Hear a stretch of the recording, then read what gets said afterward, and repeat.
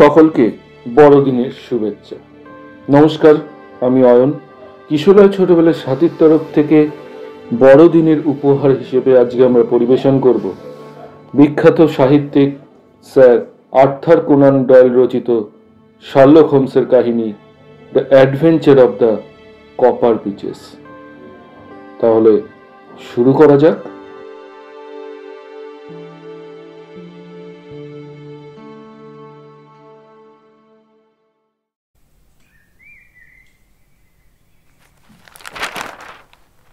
Sherlock Holmes ছুঁড়ে ফেলে দিল ডেইলি টেলিগ্রাফের বিজ্ঞাপনের পাতাটা। বলল, ওয়াটসন, আমার কীর্তি নিয়ে তুমি যখনই গল্প লিখেছো সেইগুলো সির্ফ গল্প হয়েই দাঁড়িয়েছে। রং চড়ানোর দিকে নজর না দিয়ে তুমি যদি যুক্তিবিজ্ঞানের দিকে নিষ্ঠা দিতে তাহলে ভালোই করতে। কথা বলতে বলতে চেরি কাঠের পাইপটা ধরিয়ে নিল হোমস। তর্ক করার দরকার হলে এই পাইপও খায়, ধ্যানস্থ থাকার সময় ক্লে পাইপ। কথা হচ্ছে বেকার স্ট্রিটের বাসায়। বাইরে বেশ ঠান্ডা পড়েছে। আগুনের দুপাশে বসে আছি আমরা দুই বন্ধু। ব্রেকফাস্ট এইমাত্র শেষ হয়েছে। খবরের কাগজ খুলে এতক্ষণ বিজ্ঞাপন পড়ছিল হোমস। এখন তা নিক্ষেপ করে পেছনে লেগেছে আমার। পাইপে টান মেরে বলল, একটা ব্যাপারে অবশ্য তোমার নিষ্ঠা আছে। চাঞ্চল্যকর ঘটনা না বেছে এমন সব কেস নিয়ে লিখেছো যার মধ্যে যুক্তিবিদ্যার বিশ্লেষণী ক্ষমতা ভালোভাবে প্রকাশই পেয়েছে। তবে কি জানো ওয়াটসন, রং চড়াতে গিয়ে সেগুলো সির্ফ গল্পই হয়ে গেছে, নইলে যুক্তিবিজ্ঞানের প্রবন্ধ হয়ে দাঁড়াতো। হোমসের চরিত্রের অহমিকা এর আগেও লক্ষ্য করেছি, তাই মুখ গোজ করে বললাম, সামান্য ঘটনাগুলোই কিন্তু অসামান্য হয়ে উঠেছে তোমার যুক্তিবিদ্যার জোরে। ভায়া, যুক্তিবিদ্যার কদর কি আর আছে? সাধারণ মানুষ আজকাল অন্ধ, চোখ খুলেও দেখে না। দাঁত দেখে তাঁতিকে চেনা অথবা বা হাতের আঙুলের ছাপ দেখে ছাপাখানার কম্পোজিটর কিনা বলে দেওয়ার মতন বিশ্লেষণ বা অনুমতি সিদ্ধান্তর যুগ চলে গেছে। তোমার আর দোষ কি বলো? আজকাল অপরাধীরাও তেমন আর মৌলিক অপরাধ করতে পারছে না। আমার কাজটা এখন কারো পেন্সিল হারালে খুঁজে দেওয়া, নয়তো স্কুলের মেয়েদের জ্ঞান দেওয়া। দূর দূর, এই চিঠিখানায় দেখো না, নাও পড়ো। দলা পাকানো একটা কাগজ আমার দিকে ছুঁড়ে দিল হোমস। কাগজটা একটা চিঠি, লেখা হয়েছে মন্টেগু প্লেস থেকে, গত সন্ধ্যায়। প্রিয় মিস্টার হোমস, আপনার সঙ্গে পরামর্শ করতে চাই একটা চাকরি নেওয়ার ব্যাপারে। চাকরিটা গৃহশিক্ষয়িত্রীর। নেওয়াটা উচিত হবে কিনা আপনি বলে দেবেন। কাল সকাল 10:30টায় আসছি। আপনার বিশ্বস্ত ভায়োলেট হান্টার। ভদ্রমহিলাকে চেনো? না। 10:30 তো বাজলো। দরজার ঘন্টাও বাজলো বোধ হয়। একটু পরেই ঘরে ঢুকলো একজন তরুণী, চটপটে চেহারা, চোখে মুখে বুদ্ধির ছাপ, বেশ বাস সাদাসিধে কিন্তু পরিচ্ছন্ন। মুখটিতে টিটিপ পাখির ডিমের মতন মেচে তার ডাক। অভিবাদন বিনিময়ের পর হোমসের হৃষ্ট মুখ থেকে বুঝলাম মেয়েটিকে তার খারাপ লাগেনি। আপাদমস্তক সন্ধানী চোখ বুলিয়ে নিয়ে অর্ধ নিমিলিত চোখে আঙুলের ডগায় ডগায় ছুঁয়ে বলল, বলুন, আপনার কি সমস্যা? গত 5 বছর যেখানে গৃহশিক্ষয়িত্রীর কাজ করছিলাম তারা আমেরিকায় চলে যাওয়ার পর আমি এখন বেকার। তাই চাকরি জোটানোর জন্য একটা সংস্থায় প্রায় ফ্রি হপ্তায় যাই। মিস টোপার সেখানকার কাজ দেখেন। গত হপ্তায় গিয়ে দেখলাম মিস টোপারের সঙ্গে বসে রয়েছেন অসুর বিশেষ এক ভদ্রলোক। থুতনির নিচে চর্বির ভাঁজ, চোখে চশমা, মুখে দেখুন হাসি। আমাকে দেখে তড়ক করে লাফিয়ে উঠলেন। বাহ, এই তো পাওয়া গেছে, একে দিয়েই কাজ হবে। আমাকে জিজ্ঞাসা করলেন, মিস, চাকরি চাই তাই না? আগে হ্যাঁ। গৃহশিক্ষয়িত্রীর? হ্যাঁ। কত মাইনে চাও? কর্নেল মনরো দিতেন মাসে 4 পাউন্ড। মাসে 4 পাউন্ড? কি অন্যায়, কি অন্যায়! সুন্দর শিক্ষিত একটা মেয়েকে এত কম মাইনে কেউ দেয়? বলতে বলতে হাত ছুঁড়ে চেঁচিয়ে ভীষণ যেন রাগে ফেটে পড়লেন ভদ্রলোক। কিন্তু আমি খুব একটা লেখাপড়া শিখিনি, ফার্সি আর জার্মান ভাষাটা একটু আধটু জানি, সামান্য গান বাজনা আর ছবি আঁকা। আরে দূর, লেখাপড়ার চেয়ে বড় হলো সহবত। সেটা না থাকলে ঘরের ছেলেকে যাত্রাতে দেওয়া যায় নাকি? এই জিনিস যার মধ্যে আছে তার মানে কখনো বছরে 100 পাউন্ডের কম হতে পারে না। তোমার মাইনেও তাই হবে, কি রাজি? মিস্টার হোমস আমার তখন আকাশের চাঁদ হাতে পাওয়ার মতো অবস্থা বলতে পারেন। পকেট গড়ের মাঠ দেনাও করে ফেলেছি, তা সত্ত্বেও এত টাকা মাইনের প্রস্তাব শুনে যেন নিজের কানকেও বিশ্বাস করতে পারলাম না। ভদ্রলোক তখন হাসতে হাসতে পকেট থেকে একটা নোট বার করে বললেন, আমার অভ্যেস হলো মাইনের অর্ধেক টাকা আগাম দিয়ে রাখা। খরচপত্র আছে তো? চর্বির ভাঁজের মধ্যে কুতকুতে চোখ দুটো প্রায় অদৃশ্য হয়ে এলো হাসির ধাক্কায়। চোখ তো নয়, যেন আলোক বিন্দু। এমন চমৎকার ভদ্রলোক জীবনে দেখিনি। তবুও কিরকম অদ্ভুত মনে হচ্ছিল। ভাবলাম একটু বাজিয়ে নি, আরো খবরাখবর নিয়ে। জিজ্ঞাসাবাদ করে জানলাম ভদ্রলোক থাকেন হ্যাম্পশায়ারে, মাইল 5 ভেতরের একটা গ্রামে। বাড়ির নাম কপার বিচেস। তার 2 বছরের ছেলেকে সামলাতে হবে। ভারী দুষ্টু ছেলে। কুতকুতে চোখে হাসতে হাসতে বললেন, কি বজ্জাত, কি বজ্জাত! চটি দিয়ে চচ্চর 800 যদি দেখো। বজ্জাতির ধরন শুনে আমার চক্ষু তো স্থির হয়ে এলো। তারপরে চোখ কপালে উঠল ভদ্রলোকের বায়না আক্কা শুনে। আমাকে তার স্ত্রীর 5 ফরমাস খাটতে হবে, তাতে আপত্তি করিনি, বড় খেয়ালি তারা। তাই আমার খুশি মতো পোশাক পরা চলবে না, তাদের পছন্দ মতো পোশাক পরতে হবে। অবাক হলেও তাও মেনে নিলাম। তারপর নাকি তাদের কথা মতো এখান সেখানে বসতে হবে। এই প্রস্তাবেও আপত্তির কিছু দেখলাম না। কিন্তু যখন বললেন স্ত্রীর ইচ্ছা মতো আমার এই সুন্দর চুলের গোছা কেটে ফেলতে হবে, তখন বেঁকে বসলাম। বললাম, তা কি হয়? আমার এই চুল দেখে শিল্পীরাও মুগ্ধ হয়ে যায়। এই চুল তো ছাড়তে পারবো না। ভদ্রলোক পলকহীন চোখে আমার দিকে চেয়েছিলেন। মুখখানা কালো হয়ে গেল আমার মাথা নাড়া দেখে। বললেন, আমার গিন্নি গোদ হয়েছে, ছোট ছোট চুল রাখতে হবে গভর্নেন্সকে। না, চুল ছাড়তে আমি পারবো না, বললাম শক্ত গলায়। তাহলে আর হলো না, সবই পছন্দ হয়েছিল, তোমার মতো মেয়েকেই চাইছিলাম। যাকগে মিস টপার, দেখুন আর কাউকে পাওয়া যায় কিনা। এতক্ষণ মিস টোপার চুপ করে কথা শুনছিলেন। এবার বিরক্ত সুরে বললেন, আমি আর তোমার জন্য চাকরি খুঁজতে পারবো না, আসতে পারো। বাড়ি ফিরে এলাম। মনটা খারাপ হয়ে গেল। সংসারের সব কিছুই বাড়ন্ত দেখলাম। ভাবলাম, দূর ছাই, চাকরিটা নিলেই ভালো হতো। কি হবে চুল রেখে? চুল ছোট করলে অনেককে বরং ভালোই লাগে। বছরে 100 পাউন্ড, কি সোজা কথা। ঠিক করে ফেললাম পরের দিন ফের ধর্ণা দেব মিস টোপারের কাছে। তার আর দরকার হলো না। পরের দিন একটা চিঠি এলো সেই ভদ্রলোকের কাছ থেকে। চিঠিখানা সঙ্গে এনেছি, শুনুন, পড়ছি। প্রিয় মিস হান্টার, মিস টোপার তোমার ঠিকানা দিলেন। তুমি আর একবার ভেবে দেখো আমার চাকরিটা নেবে কিনা। আমার খেয়াল মেটাতে গিয়ে তোমার চুল কাটতে হবে ঠিকই, তার খেসারতও পাবে। বছরে 120 পাউন্ড দেব। বিদ্যুৎ নীল রঙের পোশাক আমার স্ত্রী খুব পছন্দ।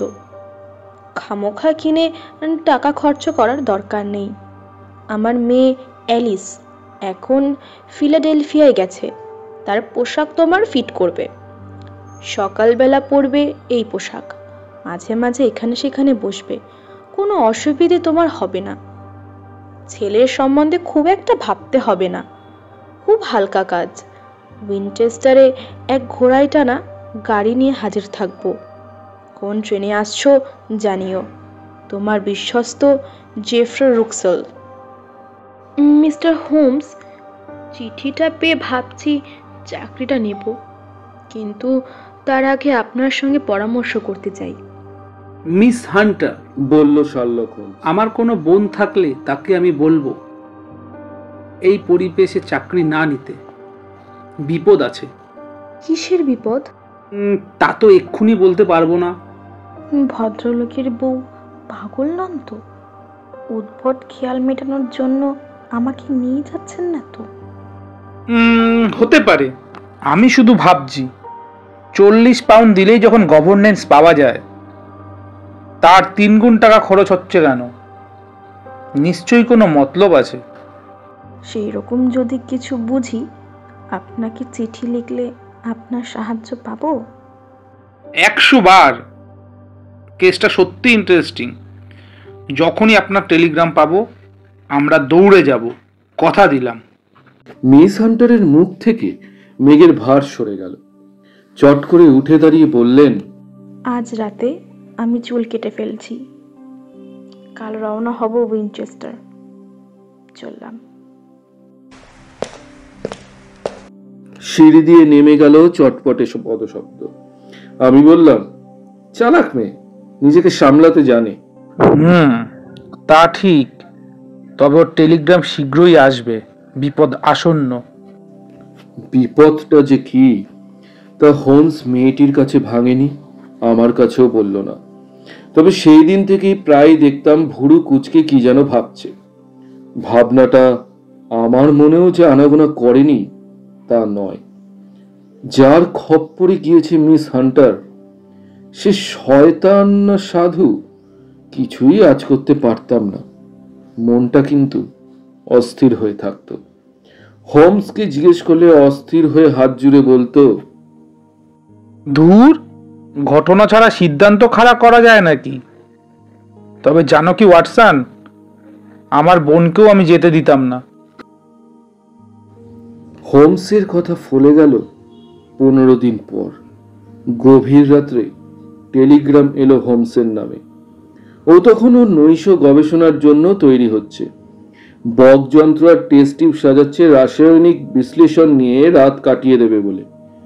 এমন সময় এলো টেলিগ্রামটা।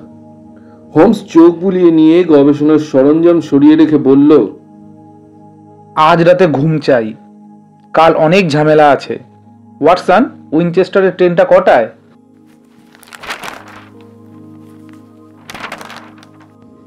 টাইম টেবিল দেখে বললাম, সকাল 9:30। টেলিগ্রামটা পড়লাম। লেখা আছে, কাল দুপুরে উইনচেস্টারে ব্ল্যাক সোয়ান হোটেলে আসবেন। সব গোলমাল হয়ে যাচ্ছে আমার। হান্টার। পরদিন সকাল 11টায় চলে এলাম প্রাচীন ইংল্যান্ডের রাজধানীতে। ট্রেনে খবরের কাগজে নাক ডুবিয়ে বসেছিল হোমস।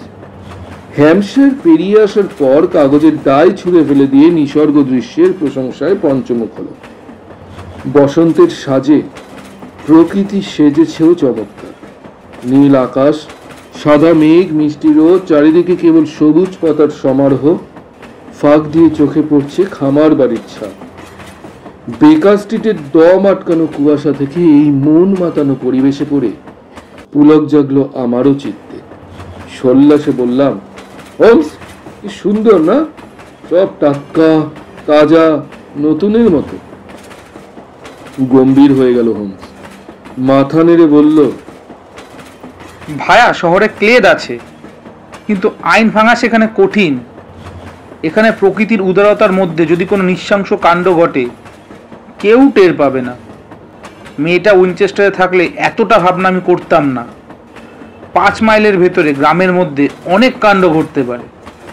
কি ঘটতে পারে বলে তোমার মনে হয়? মোট 7খানা সম্ভাবনা ভেবে রেখেছি, দেখা যাক কোনটা সত্যি। ব্ল্যাক সোয়ান সরাইখানাটা হাই স্ট্রিটের উপরে, স্টেশনের কাছেই। মিস হান্টার আমাদের জন্য লাঞ্চ সাজিয়ে বসেছিল। আমরা যেতেই বলল, উফ, বাঁচলাম আপনাদের দেখে। মিস্টার রুক্সেলকে বলে এসেছি 3টের মধ্যে ফিরবো। উনি অবশ্য জানেন না কেন এসেছি। আগুনের সামনে লম্বা ঠ্যাং ছড়িয়ে বসে হোমস বলল, বলুন মিস হান্টার, কি দেখলেন? মিস্টার হোমস, প্রথমেই বলে রাখি, মিস্টার রুকসেল আমার সঙ্গে মোটেই খারাপ ব্যবহার করেননি, কিন্তু ওদের মতিগতি আমার মাথায় ঢুকছে না। খুলে বলুন। মিস্টার রুকসেল নিজে গাড়ি হাঁকিয়ে কপার বিচিসে নিয়ে গেলেন আমাকে। বাড়িটা পুরনো, 3 দিকের জঙ্গল লর্ড সাদামটনের সম্পত্তি। একদিকের জমি ঢালু হয়ে নেমে গেছে সাদামটন রোড বড় রাস্তা পর্যন্ত। রাস্তাটা কিছু দূর গিয়ে বাঁক নিয়েছে। বাড়িতে গিয়ে ছেলে বউয়ের সঙ্গে আলাপ করার পর বুঝলাম যা ভাবছি তা নয়। মিসেস রুকসেল মোটেই পাগল নন, তবে যেন চাপা দুঃখ আছে। চুপচাপ থাকেন, কখনো কখনো গালে হাত দিয়ে আকাশ পাতাল ভাবেন। সবসময় চোখে চোখে রাখেন স্বামী আর ছেলেকে, দুজনেই যেন নয়নের মণি। মাঝে মাঝে কাঁদতেও দেখেছি। স্বামী ভদ্রলোক, একটু রুক্ষ হলেও স্ত্রীকে যত্নে রাখেন। গিন্নির এত ভাবনা বোধ হয় ছেলেটার জন্য। ছেলেটি ভারী বদমাইশ, নিষ্ঠুর, হেরে মাথা, বেটে গোয়ার। ইতর প্রাণীকে কষ্ট দিয়ে বিকট উল্লাস পায়। আদর দিয়ে বাদর করা ছেলে। ভদ্রলোক বিপত্নিক, ভদ্রমহিলা তার দ্বিতীয় পক্ষ। দুজনের মধ্যে বয়সের ব্যবধান 15 বছর, 45 আর 30। প্রথম পক্ষের একমাত্র মেয়ে ফিলাডেলফিয়ায় চলে গেছে, সৎমার সঙ্গে বনিবনা হয়নি বলে। বয়সের ব্যবধান খুবই তো কম, মেয়েটির বয়স 20। খবরটা মিস্টার রুকসেলি আমাকে আড়ালে ডেকে নিয়ে গিয়ে দিয়েছে। দ্বিতীয় পক্ষ সংসারে এসেছে বছর 7। খুব শান্ত মহিলা। বাড়িতে ঝিচাকরের পাট প্রায় নেই বললেই চলে। প্রথম থেকেই খটকা লেগেছে এই নিয়ে। আছে কেবল 2জন, ডলার আর তার বউ। লোকটা চোয়ারে, চুলদারি খোঁচা খোঁচা, অষ্টপ্রহর মাতাল। বউটা মন্দা টাইপের, কিন্তু সব সময় নিম তেতো। বাড়ির গিন্নির মতোই চুপচাপ থাকা স্বভাব। এদের সান্নিধ্য মোটেই সুখে নয়। বাড়িতে এসে 2 দিন ভালোই কাটলো। তৃতীয় দিন ব্রেকফাস্ট খাওয়ার পর কর্তার কানে কানে কি যেন বললেন গিন্নি। হাসি মুখে আমার দিকে কর্তা বললেন, মিস হান্টার, তুমি আমাদের কথা রেখেছো, চুল ছেটে ফেলেছো, চমৎকার দেখাচ্ছে কিন্তু। এবার আরেকটা কথা রাখো, তোমার বিছানায় ইলেকট্রিক ব্লু কালারের ড্রেস দেখতে পাবে, যাও পরে এসো। ঘরে গিয়ে দেখলাম সত্যি অদ্ভুত সুন্দর একটা পোশাক রয়েছে খাটে। গায়ে দিতে চমৎকার ফিট করে গেল, যেন আমার জন্যই তৈরি। এলাম বসার ঘরে। এই ঘরটা বাড়ির সামনের দিকে, পাশাপাশি 3টে মেঝে পর্যন্ত নামানো বিরাট কাচের জানলা আছে। সাদামটন রোডের দিকে মাঝের জানালাটার সামনে পেছন করে বসানো চেয়ারে বসতে বলা হলো আমাকে। আমার সামনে দিয়ে পায়চারি করতে করতে মজার মজার হাসির গল্প বলতে লাগলেন মিস্টার রুকসেল। হাসতে হাসতে পেটে খিল লেগে যাবার উপক্রম। গিন্নি কিন্তু রামগরুরের ছানার মতো চুপচাপ বসে রইলেন চেয়ারে। ভাবগতিক দেখে মনে হলো উনি যেন উদ্বেগ ভুগছেন। ঘন্টাখানেক পরে উঠিয়ে দেওয়া হলো আমাকে। ড্রেস পাল্টে ছেলে দেখাশোনা করতে গেলাম। 2 দিন পরে আবার হুকুম হলো নীল বসনা হয়ে জানালার দিকে পিঠ ফিরিয়ে বসবার। এবারও হাসির গল্প শুনিয়ে হাসিয়ে ছাড়লেন মিস্টার রুকসেল। শেষকালে একটা হলদে মলাটে বই হাতে দিয়ে মাঝখান থেকে কয়েকটা পাতা পড়ে শোনাতে বললেন। একটু পড়বার পরেই উনি আমাকে উঠিয়ে দিলেন, পোশাক পাল্টে নিতে বললেন। লক্ষ্য করেছি কিছুতেই জানালার দিকে মুখ ফেরাতে দেওয়া হয় না আমাকে। পেছনে কি ঘটছে দেখতে দেওয়া হয় না। তাই ভীষণ কৌতূহল হলো। অদ্ভুত ব্যাপারটা মানে জানবার জন্য ভিতরটা আকুলি বিকুলি করতে লাগলো। পরের বার নীল বসানো হয়ে বসবার সময় রুমালের মধ্যে লুকিয়ে রাখলাম ভাঙা আয়নার এক টুকরো। কথার ফাঁকে ফাঁকে রুমাল তুলে ধরলাম চোখের সামনে। প্রথমটা কিছু দেখতে পাইনি, দ্বিতীয়বার দেখলাম বাড়ির জমির রেলিংয়ে ভর দিয়ে সাদামটন রোডের একজন দাঁড়িয়ে আছে। রাস্তায় কত লোক যাচ্ছে, কিন্তু চলে যাচ্ছে না, ঠায় দাঁড়িয়ে আছে।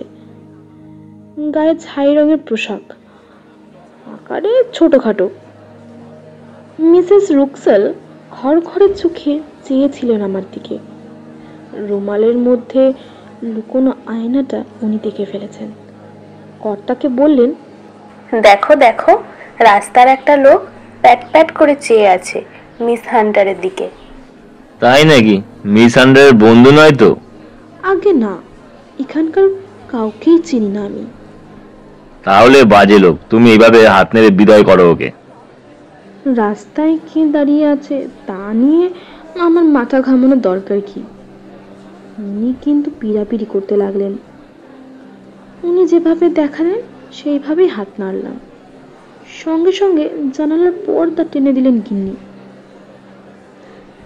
হ্যাঁ, এই গেল 7 দিন আগেকার ঘটনা। এরপর আর জানলায় নীল ড্রেস পরে বসতে হয়নি। ইন্টারেস্টিং কেস, বলল হোমস। তারপর? প্রথম যেদিন কপার বিচেসে গেলাম, সেই দিন মিস্টার রুকাসেল আমাকে বাড়ির রান্নাঘরের পাশে একটা ছোট্ট ঘরের সামনে নিয়ে গিয়েছিলেন। ভেতর থেকে শিকল নাড়া ঝনঝন শব্দ শুনছিলাম, সেই সঙ্গে একটা জন্তুর চলাফেরার খচর মচর শব্দ। তার ফাঁক দিয়ে ভেতরে তাকাতে বললেন মিস্টার রুকাসেল। তাকিয়েই রক্ত হিম হয়ে গেল। অন্ধকারের মধ্যে চলছে যেন 2 টুকরো আগুন, একজোড়া চোখ। মিষ্টি করে হাসতে হাসতে মিস্টার রুকাসেল বললেন, ওই হলো আমার আদরের ডাল কুত্তা, কালো। একবেলা খাইয়ে রাখা হয়, পেটে সবসময় খিদে থাকে, মানুষ পেলে যাতে ছিঁড়ে খেতে পারে। রাতে টলার ওকে ছেড়ে দেয়, তাই বলে রাখি সন্ধ্যের পর বাড়ির বাইরে পা দিও না, টলার ছাড়া ওকে সামাল দিতে কেউ পারে না। কথাটা যে মিথ্যে নয়, 2 দিন পরে চাঁদের আলোয় রাত 2টোর সময় বাগানের দিকে তাকিয়ে প্রমাণ পেলাম। দাঁড়িয়ে ছিলাম জানালার সামনে। এ বাড়ির কপার বিচেস নাম হয়েছে তামাটে পাতাওয়ালা কপার বিচেস গাছের জন্য। গাছটা আছে বাড়ির একদম সামনে। তারই ছায়ায় বাছুরের মতো কি যেন একটা নড়তে দেখলাম। তারপরে চাঁদের আলো পড়ল কালো ছায়াটার ওপর। একটা দানব কুকুর, ঝুলন্ত চোয়াল, কালচে নাক, কপিস বর্ণ। প্রকাণ্ড হাড়গুলো যেন ঠেলে বেরিয়ে আসছে। ভয়ঙ্কর সেই আকৃতি দেখে রাত্রে ভালো করে ঘুমোতেও পারলাম না। এরপর আরো একটা আশ্চর্য ঘটনা ঘটল, আগের চাইতেও আশ্চর্য। লন্ডনে চুল চেটে ফেলা কাটা চুলগুলো আমার ট্রাঙ্কের তলায় রেখে দিয়েছিলাম। একদিন সন্ধেবেলায় ছেলেটা ঘুমিয়ে পড়লে আমার ঘরের জিনিসপত্র গোছাতে গিয়ে দেওয়ালে একটা দেরাজে তালা দেওয়া দেখলাম। অন্য দুটো দেরাজ খোলাই ছিল, তাতে আমার জামা কাপড় রাখার জায়গাই কুলোতো না। তাই ভাবলাম দেরাজটা যদি খোলা যায় বাড়তি জামা কাপড় রাখা যাবে। চাবির গোছার একটা চাবি লেগেও গেল। ভেতর থেকে পেলাম সেই কাটা চুলের গোছা। আমি তো অবাক।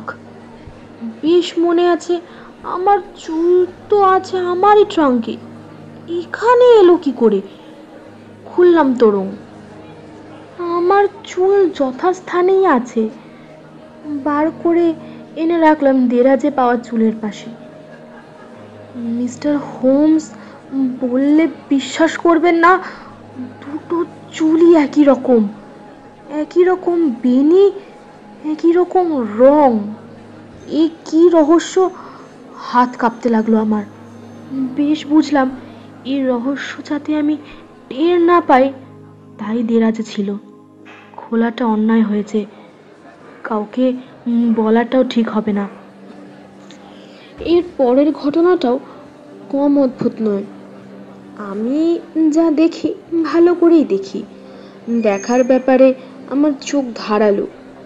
কপার বিচেস বাড়িটার একপাশে একটা অংশে কেউ থাকে না, গোড়া থেকেই লক্ষ্য করছি। ট্রলার দম্পতি যেখানে থাকে তার পাশ দিয়ে সেই দিকে যেতে হয়, সবসময় তালা ঝোলে অংশটায়। একদিন এই দরজাটা দিয়ে রাগে থমথমে মুখে মিস্টার রুকাসেলকে বেরিয়ে আসতে দেখলাম, হাতে চাবি।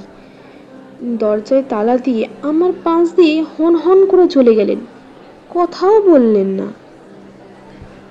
কৌতূহল হলো, সেই দিকের অংশটা ঘুরে দেখতে গিয়ে খটকা লাগলো। পিছনে 4টে জানালা, 3টে ধুলোবালি জমে প্রায় বন্ধ হয়ে এসেছে, আর একটা কেবল খড়খড়ি দেওয়া। পায়চারি করছি আর জানালা দেখছি। এমন সময় হাসি মুখে বেরিয়ে এলেন মিস্টার রুকাসেল। কিছুক্ষণ আগে সেই গনগনের রাগের চিহ্ন মাত্র নেই মুখে। বললেন, তখন তোমার সঙ্গে কথা বলতে পারিনি, কিছু মনে করনি তো? আমি বললাম, না না, মনে করব কেন? কিন্তু এইদিকে কতগুলো ঘর খালি পড়ে রয়েছে দেখছি, এটাতে আবার খড়খড়ি তোলা। ভদ্রলোক চমকে উঠলেন আমার কথা শুনে, তৎক্ষণাৎ অবশ্য সামলে নিলেন। বললেন, ফটো তোলার শখ আছে তো, ওই হলো ডার্ক রুম। কিন্তু তোমার তো দেখছি সব দিকেই চোখ। আশ্চর্য, খুবই আশ্চর্য। বেশ বুঝলাম উনি চান না তালা দেওয়া অংশটা নিয়ে মাথা ঘামাই। ফলে কৌতূহল আরো বেড়ে গেল, দেখতেই হবে কি আছে ও ঘরে। শুধু মিস্টার রুকাসেল নন, তার স্ত্রীও ভেতরে ঢুকতে দেখেছি। একদিন ট্রলারকেও দেখেছি থলি হাতে চৌকাঠ পেরোতে। সুযোগ পেলাম হঠাৎ গতকাল। মাতাল ট্রলার ঘর থেকে বেরিয়ে এসে তালা দিতে ভুলে গেছিল। কর্তা, গিন্নি আর ছেলেটাও নিচে। ধাঁ করে ঢুকে পড়লাম ভেতরে। সামনে একটা লম্বা করিডোর, শেষের দিকে বাঁক নিয়েছে। সেখানে পাশাপাশি 3টে ঘর, দুপাশের ঘর দুটোর দরজা খোলা। ভেতরে অন্ধকার আর ধুলো। মাঝের দরজাটা লোহার খিল দিয়ে বন্ধ করা এবং কড়ায় তালা দেওয়া। পাল্লার নিচে আলো দেখা যাচ্ছে। এইটাই সেই ঘর যার খড়খড়ি তোলা আছে। আলোটা আসছে বোধহয় স্কাইলাইট দিয়ে। অন্ধকারে দাঁড়িয়ে ঘরের রহস্য নিয়ে আকাশ পাতাল ভাবছি। এমন সময় পায়ের আওয়াজ শুনলাম ভেতর থেকে। পাল্লার নিচে আলোয় যেন কারোর ছায়া পড়ল। সাংঘাতিক ভয়ে দিক বিদিক জ্ঞান হাড়ি ছুটতে ছুটতে বেরিয়ে এলাম বাইরে। আঁচড়ে পড়লাম মিস্টার রুকাসেলের দু বাহুর মধ্যে। মিষ্টি হেসে বললেন, ধরেছি ঠিক, দরজা খোলা দেখেই ভেতরে ঢুকে পড়েছো। উহ, ভীষণ ভয় পেয়েছি। কিসের ভয়, মিস হান্টার? ভাবতে পারবেন না কি আশ্চর্য নরম সুরে বললেন মিস্টার রুকাসেল। আদর আর ভালোবাসা যেন ঝরে পড়ল প্রতিটা শব্দ থেকে। শুনেই আমি হুঁশিয়ার হলাম। বেশি মোলায়েম হতে গিয়ে ন্যাকামিটা নিজেই ধরিয়ে দিলেন মিস্টার রুকাসেল। মেয়ে কি আদর, সচ্চা নয়। বললাম, বড্ড অন্ধকার, গা শিরশির করে উঠল। এই দেখুন না, কেন এখনো গায়ে কাটা দিচ্ছে। ব্যাস, শুধু এই? ধারালো চোখে আমার মুখ দেখতে দেখতে বললেন মিস্টার রুকাসেল, হ্যাঁ হ্যাঁ, আবার কি? না তো, পরের ব্যাপারে যারা নাক গলায় তাদের জন্যে। আমি তো জানতাম না। এখন জেনেছো, যদি ফের এদিকে এসেছো এই ডাল কুত্তার সামনে তোমাকে ফেলে দেবো। এমন ভয় পেলাম যে বোঝাতে পারবো না আপনাকে। দৌড়ে এসে অজ্ঞানের মতো পড়ে গেলাম বিছানায়। অনেকক্ষণ পরে সম্বিত ফিরে পেয়ে আপনার কথা মনে পড়ল। এই শত্রুপুরীতে কেউ আমার আপন নয়, এমনকি ওই 2 বছরের বাচ্চাটাও আমার অমঙ্গল চায়। আমাকে বাঁচাতে পারেন কেবল আপনি।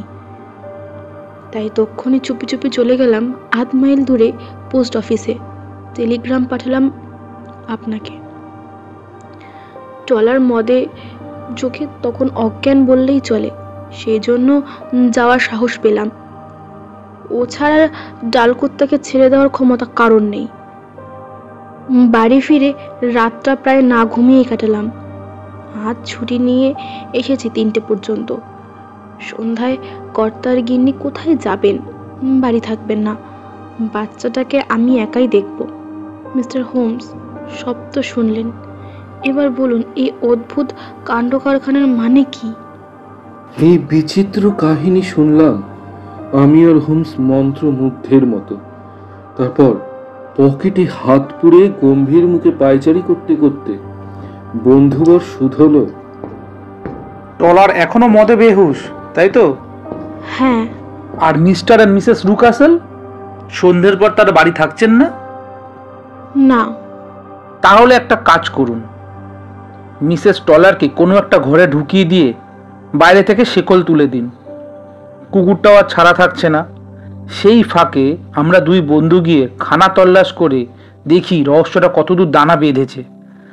মিস হান্টার, এই মুহূর্তে আমি যা বুঝছি তা এই, আপনি এসেছেন অ্যালিস নামক মেয়েটার ভূমিকায় অভিনয় করতে। অ্যালিসকে দেখতে মোটামুটি আপনার মতন, চুলও প্রায় একই রকম। ধরুন নাছোড়বান্দা কাউকে যদি ধোকা দেওয়ার জন্য আপনাকে তারই পোশাক পরিয়ে জানলার দিকে পিট করে বসিয়ে দেওয়া হয়, তাহলে ছিনেযোগ এই লোকটা হলো অ্যালিসের বন্ধু নয়, তার হবু বর। অ্যালিস আমেরিকায় গেছে এই কথা রটিয়ে বিশেষ কোনো উদ্দেশ্য রয়েছে তার বাবার। আপনার ইশারা দেখে ছিনেযোগ লোকটি যাতে নিশ্চিন্ত হয়, এটা হলো অ্যালিসের বাবার আসল মতলব। কিন্তু আশ্চর্য হচ্ছে 2 বছরের বাচ্চাটার সম্বন্ধে যা শুনলাম। বাচ্চাটা আবার কি করলো? শুনে আমি তো অবাক। ভায়া, বাচ্চাটা কিছু করেনি, কিন্তু বাচ্চার চরিত্র দেখে তার বাবা মার চরিত্র আঁচ করা যায়। যেমন ওই সন্দেশ দেখে তার ছাঁচ কীরকম জানা যায়, এও ঠিক সেই রকম। ওই রকম উৎকট বিকট নিষ্ঠুরতা যার চরিত্রে জন্মসূত্রে বাসা নিয়েছে, তার বাবা অথবা মা দয়ালু যিশু নয়। মাকে বাদ দিলাম, বাবা সম্বন্ধে যা শুনলাম তাতে মনে হয় লোকটা অমানসিক নৃশংস।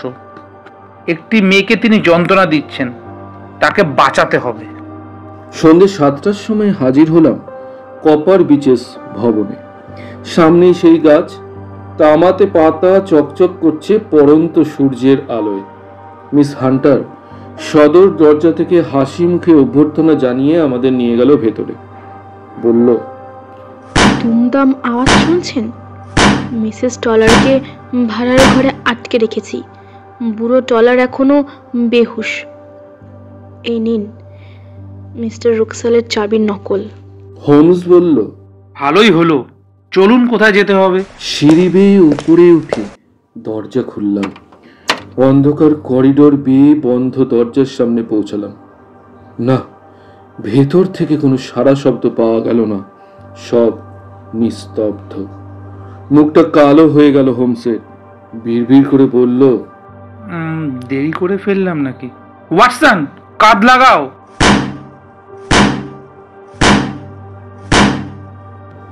দুই বন্ধু মিলে চাপ মারলাম জীর্ণ দরজায়।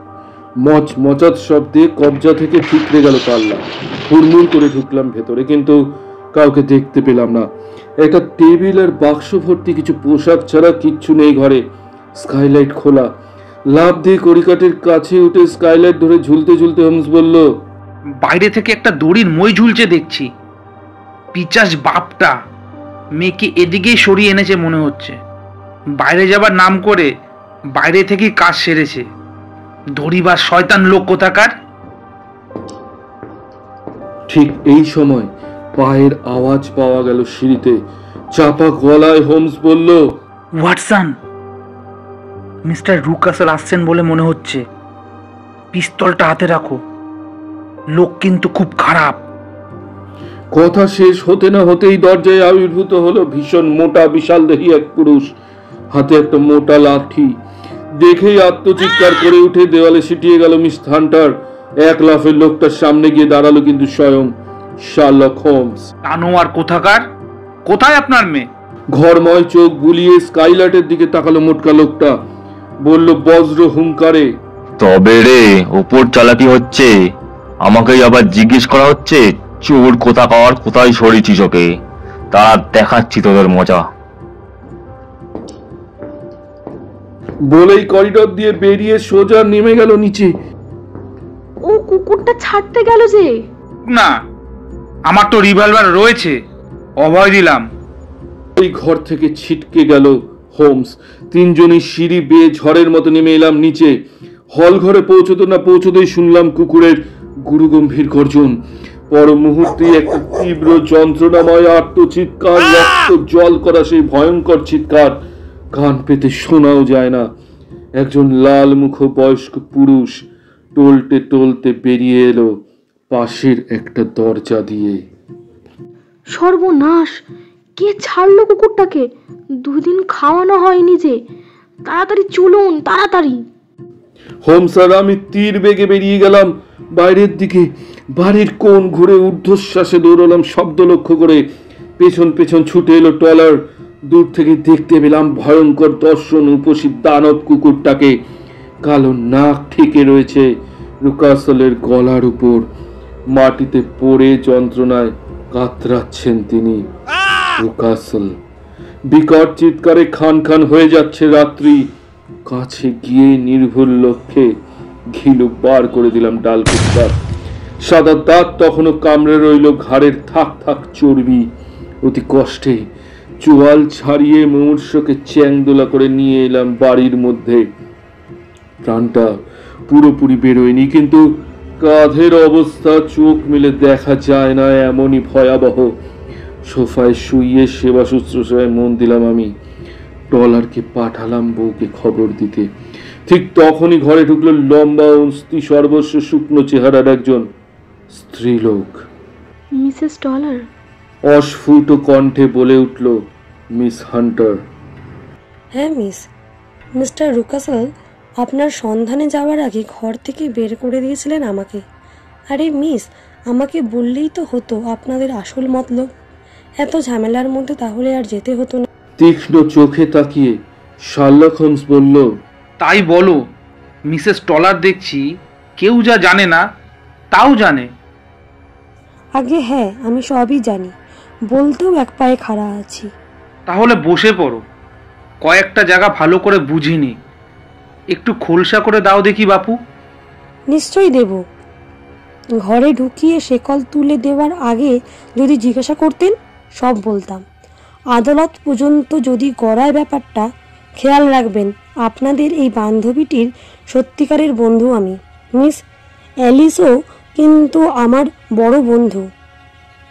দ্বিতীয় বিয়ের পর থেকেই এ বাড়িতে সুখে থাকতে পারেনি অ্যালিস। লাঞ্ছনা মুখ বুজে সয়ে গেছে। অত্যাচার চরমে উঠেছিল মিস্টার ফাউলারের সঙ্গে তার আলাপ হওয়ার পর। উইল অনুসারে অ্যালিসও বেশ কিছু টাকা কড়ি পায়, কিন্তু একদিন কোনো কথা বলেনি।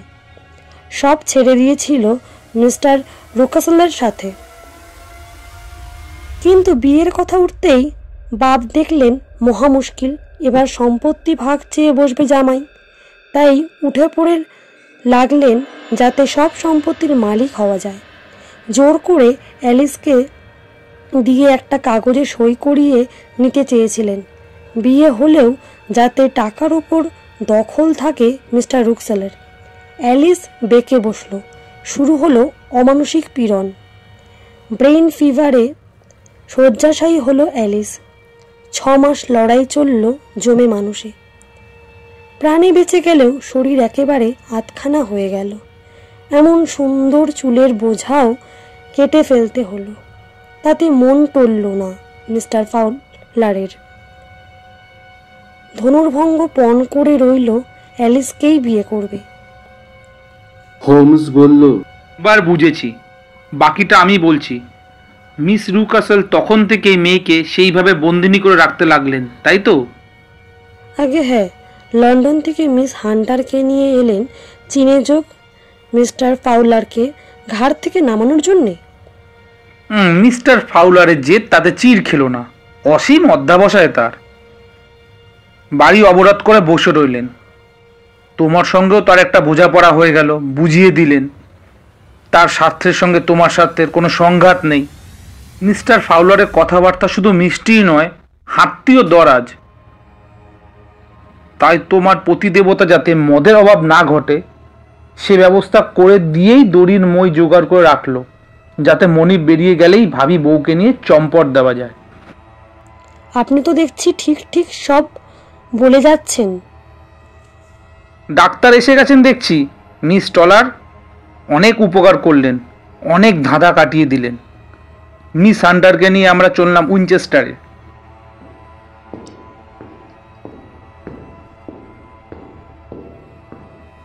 তামাটে বৃক্ষ কপার বিচেসওয়ালা রহস্য নিকেতনের রহস্য এইভাবেই পর্দাফাই করে ছাড়ল সর্বকালের শ্রেষ্ঠ ডিটেকটিভ শার্লক হোমস। মিস্টার রুকাসেল প্রাণে বেঁচে গেলেও খুব সুখে তার দিন কাটেনি। স্ত্রীর আন্তরিক সেবায় দিন চলে গেছে কোনো রকমে। ঝি চাকরকে তাড়ানোর সাহস হয়নি ভদ্রলোকের। ওর কুকীর্তি এত বেশি জেনে ফেলেছে টলার দম্পতি যে বাড়িতেই তাদের থাকতে দিতে হয়েছে, এখনো আছে। বাড়ি থেকে পালানোর পরের দিনই সাউদাম্পটনে গিয়ে বিশেষ লাইসেন্সে জেরেমি ফাউলারের সঙ্গে বিয়ে হয়ে যায় অ্যালিসের। এখন তিনি সরকারি চাকরি নিয়ে মরিশাসে আছেন। মিস হান্টার একটা প্রাইভেট স্কুলের ভার নিয়ে ওয়ালসলার। তার সম্বন্ধে শার্লক হোমসের আর কোনো আগ্রহই নেই, যা দেখে খুবই হতাশ হয়েছি আমি। শুনছিলেন শার্লক হোমসের কাহিনী The Adventure of the Copper Beeches, রচনা স্যার আর্থার কোনান ডয়েল। গল্প পাঠে এবং ডক্টর ওয়াটসনের ভূমিকায় আমি অয়ন, শার্লক হোমসের ভূমিকায় অঙ্কিত, ভায়োলেট হান্টারের ভূমিকায় অয়ন্তিকা, জেফ্রে রুকাসেলের ভূমিকায় দীপঙ্কর, মিসেস রুকাসেলের ভূমিকায় শ্রেয়সী, মিসেস টোলারের ভূমিকায় বর্ণিতা, মিস স্টপারের ভূমিকায় মৌসুমী। শব্দগ্রহণ, সঙ্গীত সংযোজন এবং পোস্টার ডিজাইনে আমি অয়ন। নির্দেশনায় এম কিশলয়। নিজেদের গল্প পাঠান ডেসক্রিপশনে দেওয়া আমাদের মেল আইডিতে। আমাদের সাথে জুড়ে থাকুন ফেসবুক এবং ইনস্টাগ্রামের লিঙ্ক ডেসক্রিপশন। ধন্যবাদ, সাথে থাকবেন। আরও অনেক রহস্য, ভৌতিক, কৌতুক, অলৌকিক গল্প আপনাদের আমরা শোনাবার জন্য প্রস্তুত। দেখা হবে আগামী গল্পে। আজকের মতো বিদায়।